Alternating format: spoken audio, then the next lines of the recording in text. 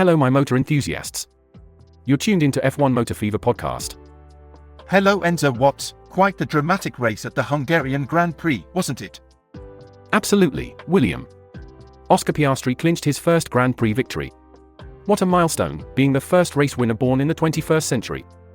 Indeed, a stellar performance. But it wasn't all smooth sailing in Hungary, was it? Not at all. Max Verstappen faced another hiccup, finishing fifth after a clash with Lewis Hamilton right at turn 1. That's his third event in a row without a win. That's bound to shake up the standings a bit. It does, and it cuts his championship lead down. Meanwhile, McLaren had a weekend to remember, securing a 1-2 finish. Their strategy really paid off this time. And Lewis Hamilton, he's made history again, hasn't he? Yes, reaching 200 career podiums. The first driver ever to achieve that. It's clear he's far from done with breaking records. Well, it sounds like the Hungarian Grand Prix was packed with stories. I'm eager to dive deeper into each of them with you today. As am I. Let's get started. Hey everyone. This is Enzo Watts, bringing you the latest from the world of Formula 1. And I'm here too, William, at your service. You're tuned into F1 Motor Fever podcast. Don't forget to subscribe and turn on notifications to stay updated with all our episodes. Now, let's put the pedal to the metal.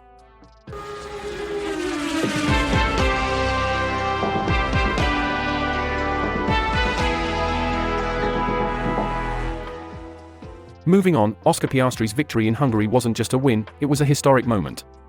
As the first race winner born in the 21st century, he's truly made his mark. But it wasn't all smooth sailing, the tension was palpable as he waited for his teammate to hand back the lead, which he'd initially lost due to pit stop strategy. Absolutely, and it's crucial to highlight how McLaren managed that situation. Despite the internal pressures, they secured their best result since Monza in 2021, converting their first front-row lockout in over a decade into a 1-2 finish. Indeed, that strategic play really paid off. Now, shifting gears to Max Verstappen, it seems like he's hit a bit of a rough patch. After a collision with Lewis Hamilton at turn 1, his winless run has extended to 3 Grands Prix. That's right, and to think that this bump started back in Austria with that collision while fighting for the lead. It's interesting how momentum shifts in Formula 1, now he finds himself trailing in the championship, with a lead cut down to 76 points. That's Formula 1 for you, one weekend you're up, the next you could be facing an uphill battle. With McLaren stepping up, it's going to be an intriguing next few races. Did you know this was McLaren's 49th 1-2 finish, and only their second in the last 14 years? They've really turned up the heat, extending their streak of successive podiums to 9 events now. It's quite the resurgence. And with them leapfrogging Ferrari in the Constructors' Championship, only 51 points behind Red Bull, the title fight is more alive than ever. Speaking of Red Bull, it seems there's a bit of a storm brewing there. Sergio Perez's future is looking a bit shaky with his recent form, isn't it? It's really putting their Constructors' title defense under pressure. Absolutely, and with McLaren closing that gap, it's not just about the drivers, it's a full team effort. Now, shifting gears a bit, Lewis Hamilton is back in his element, isn't he? That drive to his 200th career podium in Hungary was nothing short of spectacular. Oh, it was brilliant.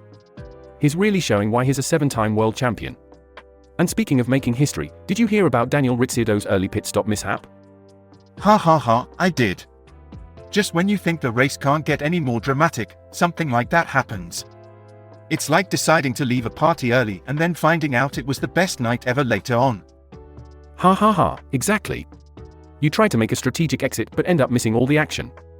Tough luck for Ricciardo, but it sure adds a bit of spice to the whole race narrative. It does indeed. And with Formula 1, you just never know what's going to happen next. It keeps us all on the edge of our seats, that's for sure.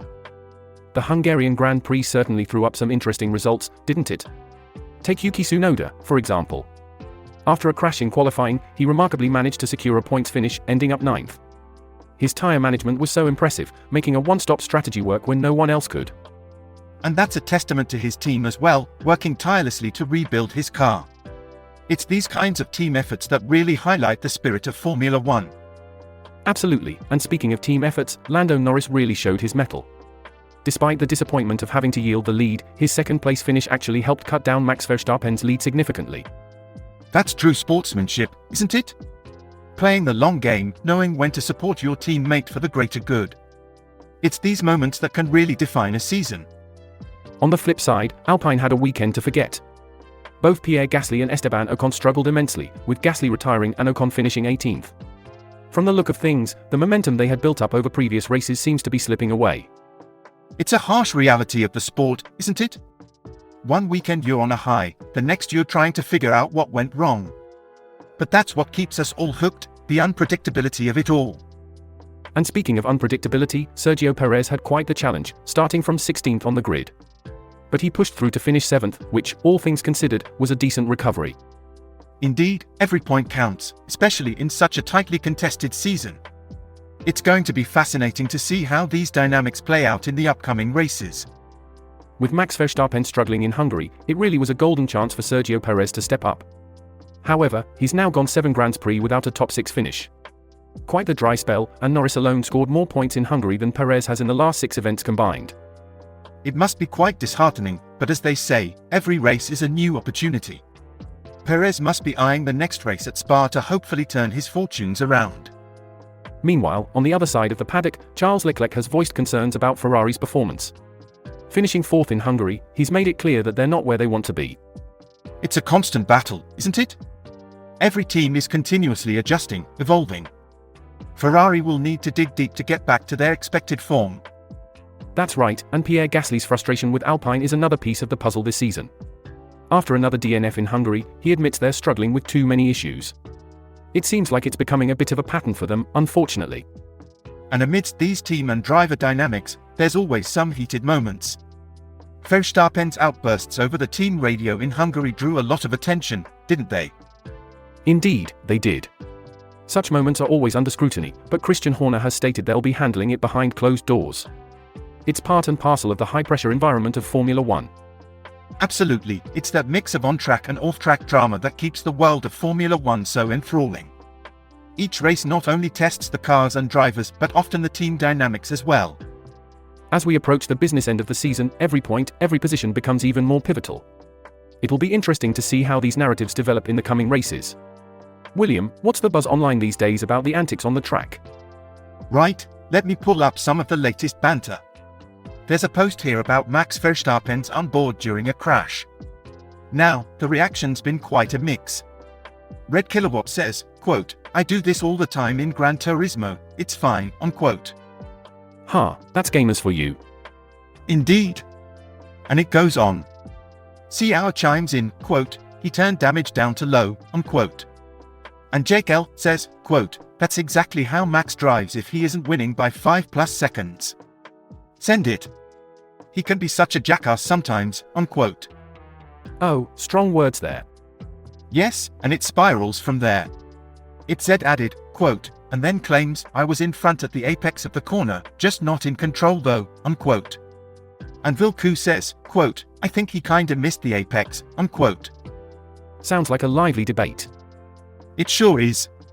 Top he adds a philosophical touch, quote, "The apex is a state of mind," unquote. And Neo Berg jokes, quote, "Maybe the apex was the friends we made along the way," unquote. That's quite the poetic take on racing lines. Absolutely. On a more critical note, Sam Gold says about the incident, quote, "Yes, Max, you were in front at the apex, but you were still doing 200 miles per hour in a straight line, everyone else was actually going around the corner," unquote. These comments really highlight how passionate and opinionated racing fans are, don't they? They do indeed. It's fascinating to see how each incident on the track can ignite such a variety of perspectives and responses. Thanks for tuning into F1 Motor Fever podcast today. We've had a cracking discussion about the latest Formula One drama, both on and off the track. Really appreciate you all joining us. Don't forget to subscribe and hit that notification bell so you don't miss out on any of our episodes. Your support by sharing our channel on your socials, or even casually chatting about us, helps us immensely. And if you've got thoughts about today's topics, we'd love to hear them in the comments. Absolutely, and remember, we're here stirring the pot every day with fresh insights and the occasional cheeky banter. Something intriguing is always just around the corner in the world of Formula One, so make sure you keep your notifications on sharp. We're grateful for all your engagement and enthusiasm. Looking forward to having you with us next time for more high-octane discussions. Until then, keep the racing spirit alive and well both on and off the tracks. Cheers for now. Pedal to the metal, keep your gaze on the road, our channel's content is pure gold.